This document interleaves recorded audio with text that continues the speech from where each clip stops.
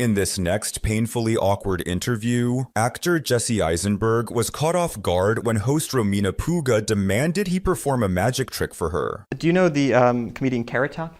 Yes, horrible. Well, you were like the Carrot Top of interviewers. Yeah. Ooh. Yeah. No, and it's a good thing. It's I'm a good gonna thing. go cry now. No, don't cry now. Cry after the interview's over, because otherwise I'll look like I'm responsible for it. Okay, so. Well, you are. Well, I don't want to know that though. Okay, well, so you know now. I said your name into camera. What else do you want from me? A magic trick. Okay. All right. So we can wrap this up.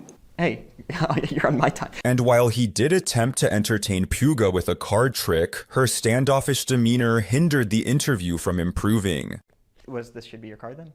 Yes. Really? No. It's not. Is it your card? I mean, it doesn't matter. No, it's not. It's not my card. I don't need to be amazed. I already know how it's done. It's not. Okay. Was that your card? Ooh. See?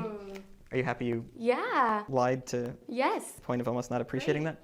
This next interview immediately got off to a rough start when sports commentator Bob Costas opened his conversation with WWE founder Vince McMahon by highlighting the failures of the XFL, a then new football league created by McMahon that ultimately went bust within a year of its debut. Here now, Vince McMahon. Thanks for coming, Vince. Can you guarantee me right now that there will be a year 2 for the XFL? What a ridiculous statement. It's not a statement, it's a question. It's a question. I beg your pardon. It's a question. No.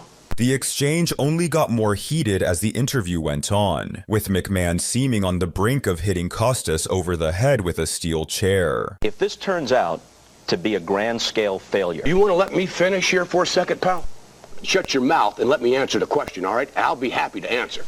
You got a situation that you don't know what you're talking about. Meanwhile, radio host Jim Rome would deliberately provoke NFL quarterback Jim Everett by calling him Chris, a reference to the female tennis player Chris Evert. Jim, good to have you on the show. Good to be here, Jim. Thank you. Check that. Chris Everett, good to have you on the show. You know what? You've been calling me that for about the last 5 years.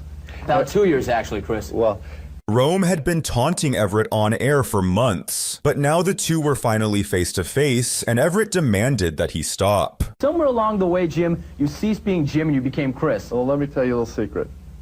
That, we're sitting here right now, and if you guys want to take a station break, you can. But if you call me Chris Everett to my face one more time... I already did it twice. If you call it one more time, we better take a station break. Well, it's a 5-minute segment, or 5-segment show. We got a long way to go. Rome appeared overly confident, perhaps assuming his camera crew shielded him from Everett, though he would soon realize that this was not the case. Well, it's good to see you, because too. you've been talking like this behind my back for a long time. But now I said it right here. Right, exactly. Well, we got no problem. Well,